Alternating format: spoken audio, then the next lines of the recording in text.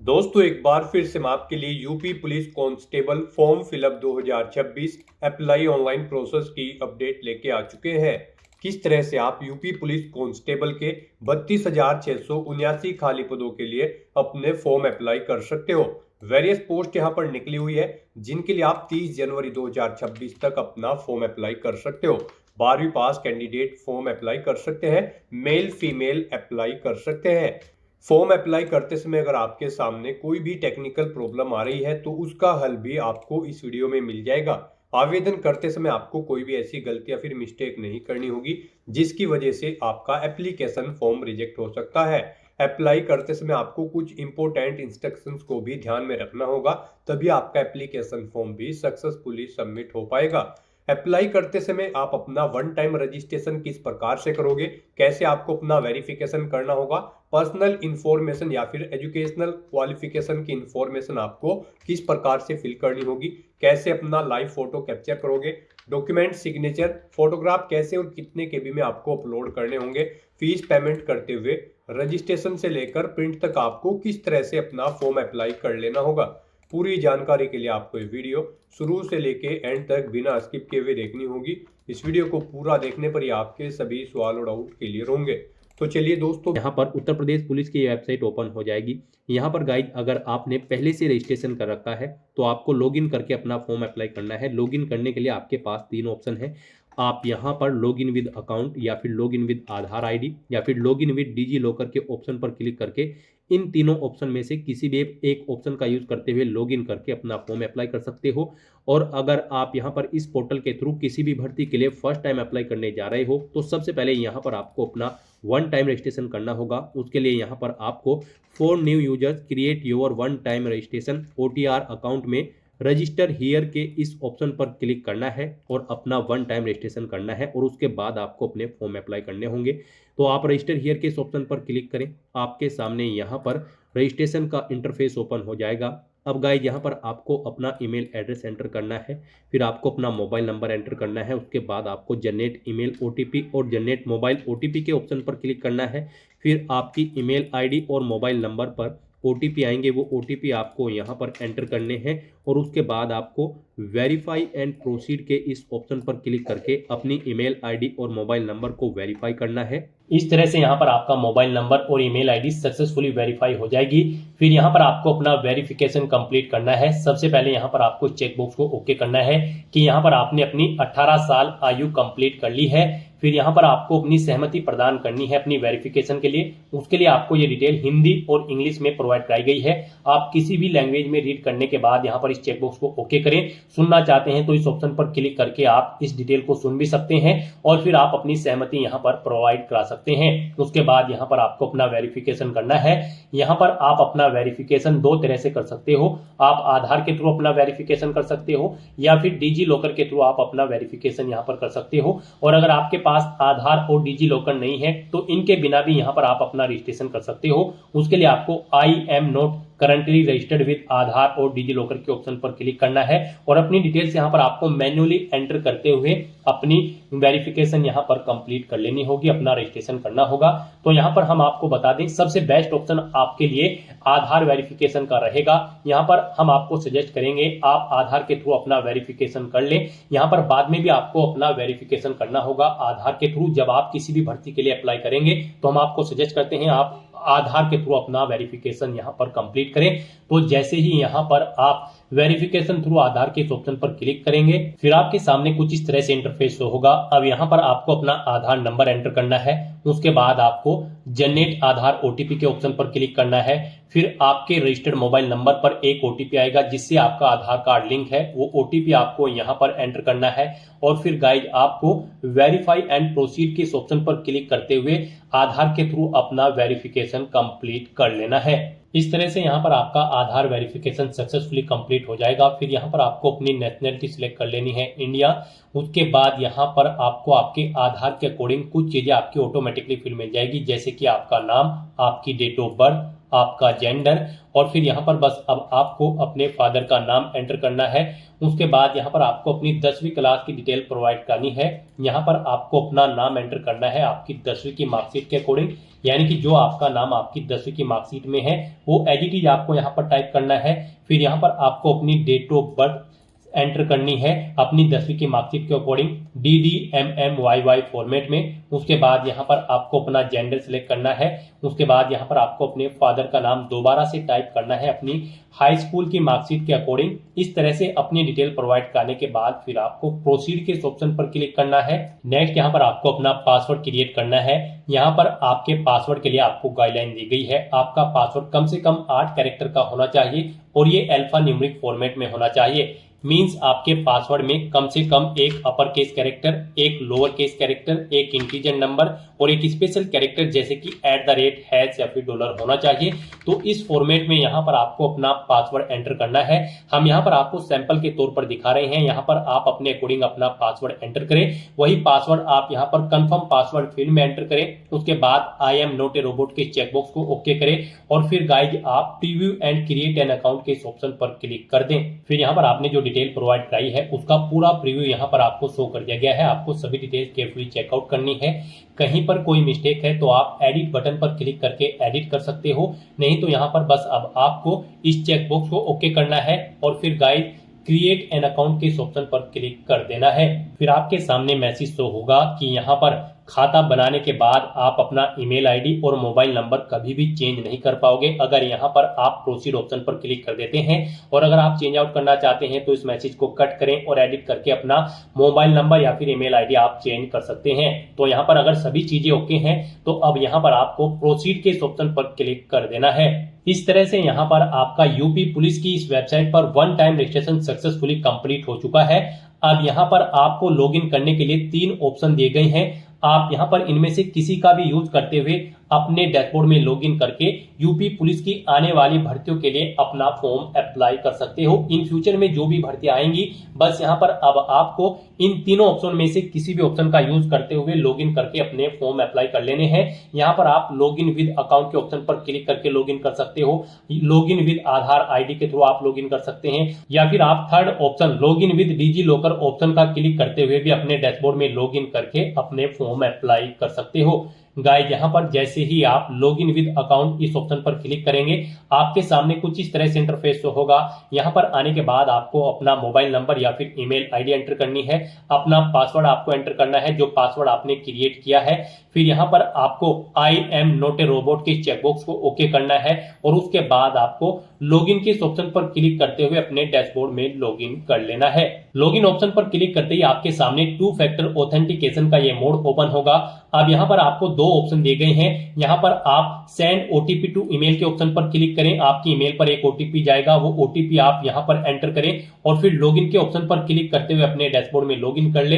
या फिर जो सेकंड ऑप्शन है वो यहाँ पर सेंड ओटीपी टू फोन का है, आप इस ऑप्शन पर क्लिक करें। आपके मोबाइल नंबर पर एक ओटीपी जाएगा, वो ओटीपी आप यहाँ पर एंटर करें और फिर आप लॉगिन के इस ऑप्शन पर क्लिक करते हुए अपने डैशबोर्ड में लॉगिन कर ले। फिर आपके सामने आपका डैशबोर्ड कुछ इस तरह से ओपन होगा। यहाँ पर आपको अपना फॉर्म अप्लाई करने से पहले कुछ जनरल इंस्ट्रक्शन दिए गए हैं, आपको इन्हें केयरफुली रीड कर लेना है। उसके बाद आपको यहाँ पर ऑनलाइन एप्लीकेशन के 2 टैब दिए गए हैं, आपको इनमें से किसी पर भी क्लिक करना है। फिर आपके सामने कुछ इस तरह से इंटरफेस ओपन होगा।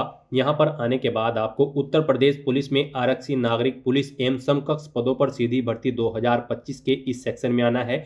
यहाँ पर आने के बाद गाइज आपको इस चेकबॉक्स को ओके करना है और उसके बाद फिर अप्लाई के इस ऑप्शन पर क्लिक करना है। फिर आपके सामने कुछ इस तरह से इंटरफेस ओपन होगा। यहाँ पर आपका फॉर्म स्टार्ट हो चुका है। आपकी पर्सनल इन्फॉर्मेशन आपको कुछ ऑटोमेटिकली फिर मिलेगी जो आपने रजिस्ट्रेशन टाइम पे प्रोवाइड कराई थी।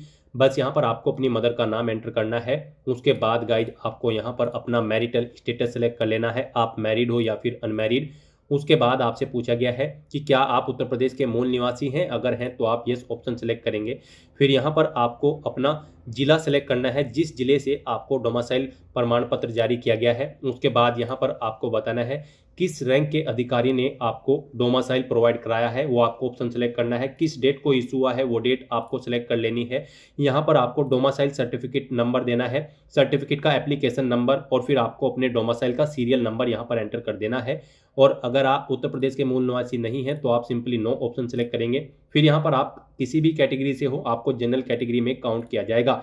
उसके बाद यहाँ पर आपको अपनी कैटेगरी सेलेक्ट कर लेनी है। यहाँ पर आप जिस कैटेगरी से बिलोंग करते हैं आप अपनी कैटेगरी सेलेक्ट करें। गाइस यहाँ पर अगर आप रिजर्व कैटेगरी से बिलोंग करते हैं तो फिर यहाँ पर आपको बताना है आपको किस जिले से आपका कैटेगरी सर्टिफिकेट इशू हुआ है, आपको वो जिला सेलेक्ट करना है। फिर यहाँ पर आपको अथॉरिटी का नाम सेलेक्ट करना है जिसने आपको आपका कैटेगरी सर्टिफिकेट इशू कराया है, किस डेट को इशू कराया है वो डेट आपको सेलेक्ट कर लेनी है। यहाँ पर आपको अपना कैटेगरी सर्टिफिकेट का एप्लीकेशन नंबर एंटर करना है, उसका सीरियल नंबर यहाँ पर आपको एंटर कर देना है। फिर यहाँ पर गाइज आपको अपना कोरोस्पोंडेंस एड्रेस एंटर करना है। यहाँ पर आप अपना कोरोस्पोंडेंस एड्रेस एंटर करें। उसके बाद आप अपना परमानेंट एड्रेस यहाँ पर एंटर करें और अगर आपका परमानेंट एड्रेस आपके कोरोस्पोंडेंस एड्रेस के अकॉर्डिंग सेम है तो आप यहाँ पर इस चेकबॉक्स को ओके कर दें। ऑटोमेटिकली आपका परमानेंट एड्रेस आपके कोरोस्पोंडेंस एड्रेस के अकॉर्डिंग यहाँ पर फिल हो जाएगा।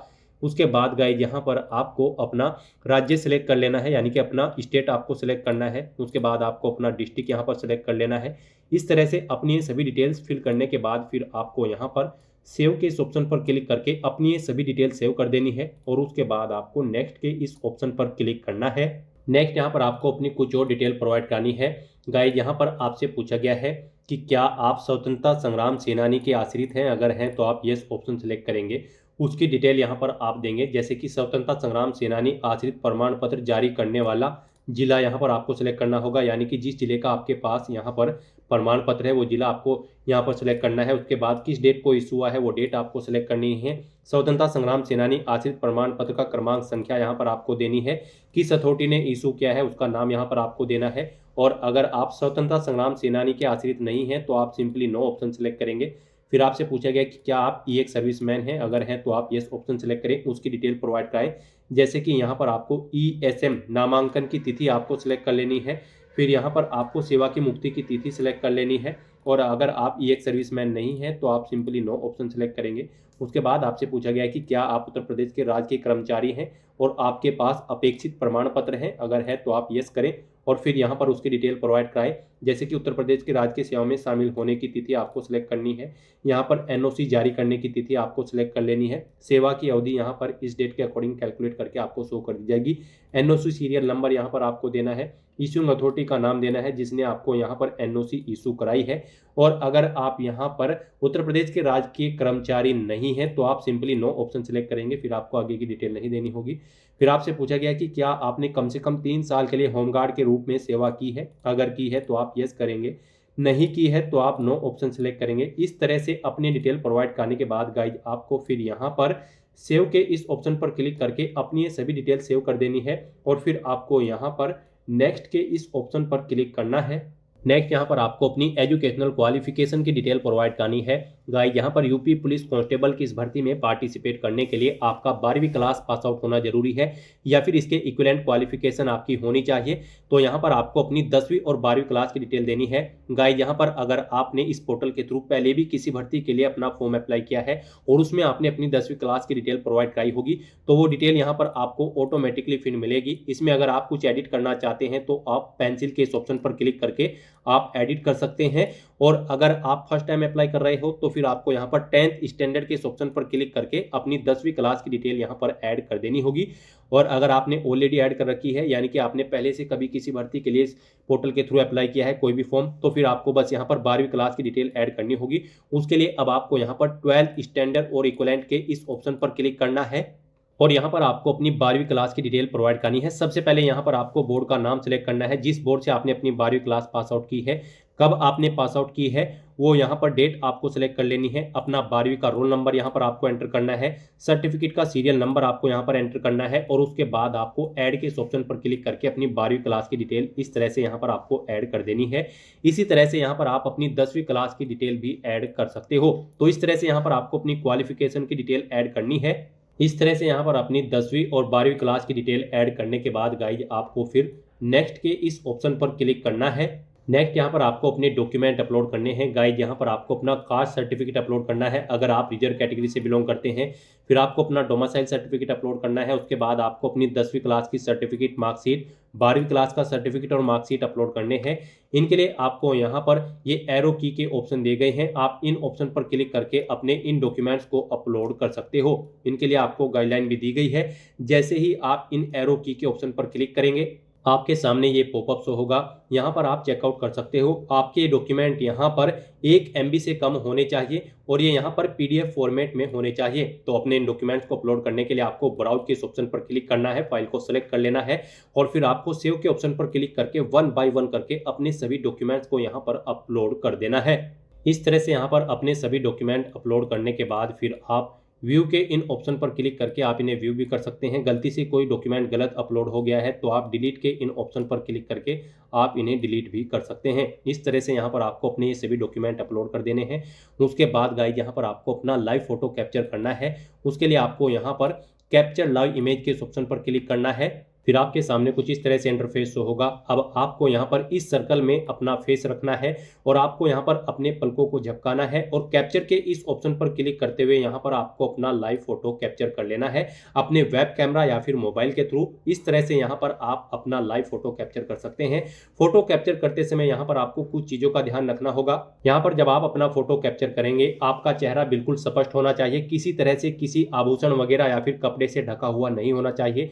फोटो कैप्चर करते समय यहाँ पर आपको जिस स्थान पर आप अपना फोटो कैप्चर करेंगे वहां पर सिंपल बैकग्राउंड होना चाहिए और प्रॉपर वे में लाइट होनी चाहिए। आपको अपने चेहरे पर कोई सनग्लासेस वगैरह नहीं पहनना है, कानों में कोई ईयरफोन्स वगैरह नहीं लगाने हैं। यहाँ पर आपको ये इंस्ट्रक्शन दी गई हैं, इन्हें ध्यान में रखते हुए आपको अपना फोटो कैप्चर करना है। साथ ही साथ गाइस आपको यहाँ पर कुछ सैंपल भी दिए गए हैं। यहाँ पर सैंपल ऑफ फ्यू रिजेक्टेबल फोटोज आपको यहाँ पर इस ऑप्शन पर क्लिक करना है और चेकआउट कर लेना है कि किस तरह के फोटो आपको एक्सेप्टेबल होंगे और किस तरह के फोटो यहाँ पर आपके एक्सेप्टेबल नहीं होंगे। तो जैसे ही आप इस ऑप्शन पर क्लिक करेंगे आपके सामने ये पॉपअप शो होगा। यहाँ से आप चेकआउट कर सकते हो। इस फॉर्मेट में आपके फोटो एक्सेप्टेबल नहीं होंगे, यहाँ पर आपको बता दिया गया है और केवल इस फॉर्मेट में यहाँ पर आपका फोटो एक्सेप्टेबल होगा। आपको सर्कल के बीचों बीच अपना फेस रखना है, प्रॉपर वे में लाइट रखनी है, तभी आपका फोटो यहाँ पर एक्सेप्टेबल होगा। तो इस फॉर्मेट में आपका फोटो एक्सेप्टेबल होगा।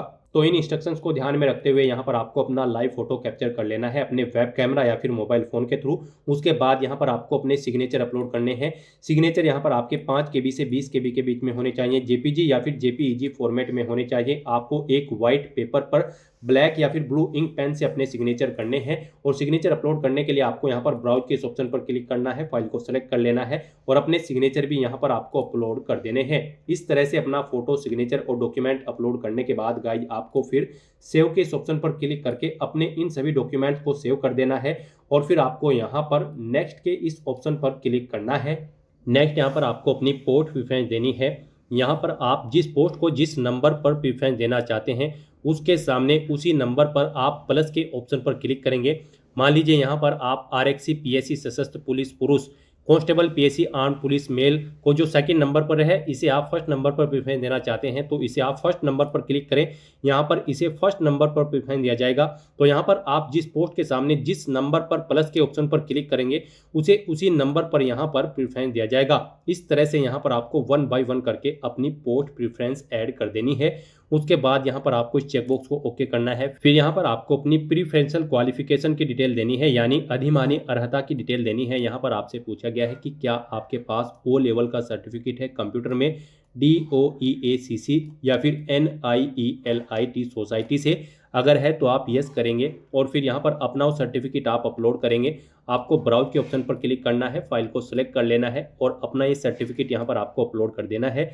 इसका साइज यहाँ पर 1024 KB से कम यानी कि 1 MB से कम होना चाहिए। PDF फॉर्मेट में आपकी ये फाइल होनी चाहिए। और अगर आपके पास यहाँ पर ये सर्टिफिकेट नहीं है तो आप सिंपली नो के इस ऑप्शन पर क्लिक करेंगे। फिर आपसे पूछा गया है कि क्या आपने प्रादेशिक सेना में न्यूनतम 2 वर्षों तक सेवा की है, अगर की है तो आप यस करें और फिर यहाँ पर आप अपना सर्विस सर्टिफिकेट अपलोड करें। 1 MB से कम उसका साइज होना चाहिए। आपको ब्राउज के ऑप्शन पर क्लिक करते हुए अपना ये सर्टिफिकेट यहाँ पर अपलोड कर देना होगा। और अगर आपने सेवा नहीं की है तो आप सिंपली नो ऑप्शन सेलेक्ट करेंगे। फिर आपसे पूछा गया है कि क्या आपके पास यहाँ पर एनसीसी का बी सर्टिफिकेट है, अगर है तो यस करें और उसे अपलोड करें, नहीं है तो आप नो ऑप्शन सेलेक्ट करें। उसके बाद आपको डिक्लेरेशन सेक्शन में आना है। इन सभी डिटेल्स को वन बाय वन करके आपको केयरफुली रीड कर लेना है और फिर इन चेकबॉक्सेस को आपको वन बाय वन करके ओके करना है। उसके बाद यहाँ पर आपको कुछ अपनी एडिशनल डिटेल्स प्रोवाइड करनी है। यहाँ पर आपसे कहा गया है कि क्या आप घोषणा करते हैं या करती हैं कि आप अविवाहित है या फिर विधुर है या फिर विधवा है, या आपके द्वारा केवल एक ही जीवित जीवन साथी है, आप यह भी घोषणा करते हैं या करती हैं। तो यहाँ पर आपको इन डिटेल्स को रीड आउट कर लेना है और यहाँ पर आपको यस या नो में अपने आंसर्स प्रोवाइड करा देने हैं। आपको इन सभी डिटेल्स को वन बाय वन करके रीड आउट करके अपने आंसर्स यस या नो में प्रोवाइड करा देने हैं। फिर गाइस यहाँ पर आपको अपना पैलेस एंटर करना है। उसके बाद यहाँ पर आपको फिर प्रीव्यू एप्लीकेशन के इस ऑप्शन पर क्लिक करना है। फिर यहाँ पर आपको आपके एप्लीकेशन फॉर्म का पूरा प्रीव्यू शो कर दिया गया है। आपको सभी डिटेल्स केयरफुली चेकआउट करनी है, इसे नीचे स्क्रॉल डाउन करना है। उसके बाद आपको इस चेकबॉक्स को ओके करना है। कहीं पर कोई मिस्टेक है तो आप गाइस यहाँ पर एडिट के इस ऑप्शन पर क्लिक करके एडिट कर सकते हैं, और अगर सभी चीज़ें ओके हैं तो बस यहाँ पर अब आपको सबमिट के इस ऑप्शन पर क्लिक कर देना है। फिर आपके सामने ये पॉपअप शो होगा। यहाँ पर आपसे कहा गया है फीस पेमेंट करने से पहले आप अपने एप्लीकेशन फॉर्म में जितनी बार चाहें आप एडिट कर सकते हैं, लेकिन फीस पेमेंट करने के बाद आप अपने फॉर्म में एडिट नहीं कर सकते हो। तो यहाँ पर अब आपसे कहा गया है कि क्या अब आपको अपना फॉर्म सबमिट करना है। तो यहाँ पर अगर आप अपना फॉर्म सबमिट करना चाहते हैं तो आप सबमिट के इस ऑप्शन पर एक बार फिर से क्लिक कर दें। तो इस तरह से यहाँ पर आपका एप्लीकेशन फॉर्म सक्सेसफुली सबमिट हो जाएगा। यहाँ पर आपका फॉर्म तो सबमिट हो चुका है, लेकिन कंसीडर इसे आपके फीस पेमेंट के बाद ही किया जाएगा। गाइस यहाँ पर जनरल, ओबीसी और ईडब्ल्यूएस कैंडिडेट को 500 रुपये फीस जमा करानी होगी, और अगर आप SC ST कैटेगरी कैंडिडेट हैं तो आपको मात्र 400 रुपये फीस के रूप में जमा कराने होंगे, जो कि आप ऑनलाइन मोड से जमा करा सकते हो। फीस पेमेंट करने के लिए गाइस अब आपको यहाँ पर पे विद SBI ई-पे के इस ऑप्शन पर क्लिक करना है। फिर आपके सामने ये पॉपअप शो होगा। अब आपको इस चेकबॉक्स को ओके करना है और उसके बाद आगे बढ़ें /प्रोसीड के इस ऑप्शन पर क्लिक कर देना है। फिर आपके सामने फीस पेमेंट का ये इंटरफेस ओपन होगा। यहाँ पर आप debit card, credit card, prepaid card या फिर नेट बैंकिंग या फिर यूपीआई के माध्यम से अपना फीस पेमेंट कर सकते हो। यहाँ पर आपके लिए सबसे बेस्ट और इजी ऑप्शन यूपीआई का रहेगा। तो आप यूपीआई के इस ऑप्शन पर क्लिक करें। उसमें भी आपके पास फीस पेमेंट करने के लिए 2 ऑप्शन है। आप अपनी यूपीआई आईडी यहाँ पर एंटर करके अपना फीस पेमेंट कर सकते हो। आप एंटर यूपीआई आईडी के इस ऑप्शन पर क्लिक करें। यहाँ पर अपनी यूपीआई आईडी एंटर करें। उसके बाद आप यहाँ पर वैलिडेट यूपीआई आईडी के ऑप्शन पर क्लिक करते हुए अपना फीस पेमेंट कर दें, या फिर